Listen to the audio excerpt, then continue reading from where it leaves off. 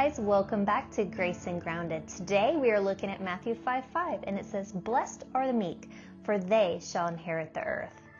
We tend to think people who get ahead are like the strong, the outspoken, the confident ones, the people who really just make things happen, the people who stand up for themselves and make sure that their voice is heard.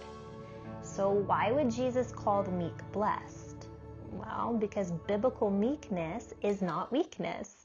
See, meekness is strength that's been surrendered over to God. It's having the ability to fight back, but choosing to trust God instead.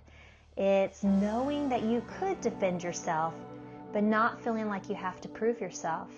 It's like having a really strong opinion, having strong emotions, strong convictions, while still being willing to place them under God's authority.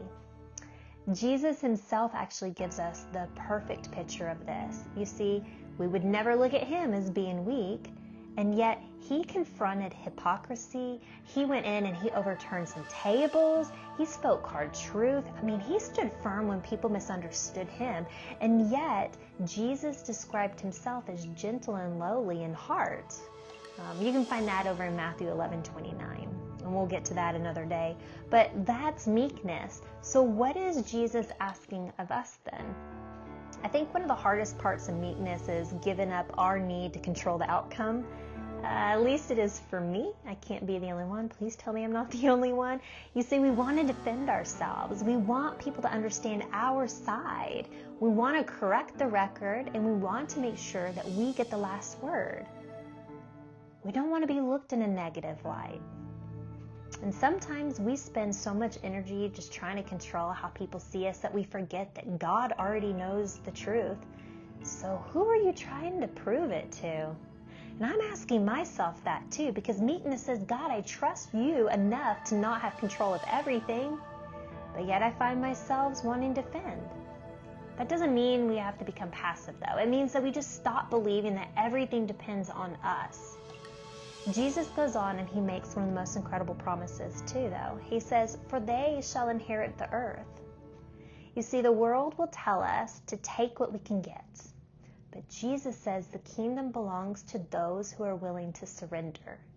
That's a completely different way of living. So today, maybe the question isn't, where do I need to be stronger? And that's what a lot of us women do. We want to be self-sufficient and independent. But maybe the question is, where is God asking me to surrender my strength to him? Where do I need to stop defending myself, and where do I need to start releasing control? And I'm a control freak.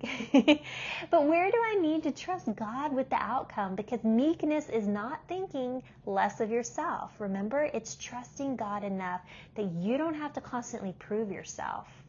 And that is a weight I'm willing to put down. You see, walk like Jesus today when you feel the urge to react, to defend, to control, or to have the last word. Means sometimes you have to just pause. Take a deep breath and say, what would it look like for me to respond with strength under God's control? And that might be the most practical picture of meekness that we can live out today. So again, remember this, meekness is not weakness. It's strength surrendered to God. And that is exactly the kind of heart that Jesus calls blessed. I hope that hits you like it hit me today, because Lord knows this girl is trying to work on that. And if I'm honest, that is probably one of the things I need most help on. So we'll continue our study on. Until then, y'all stay grounded in the truth, and we will see you on the next time. Bye.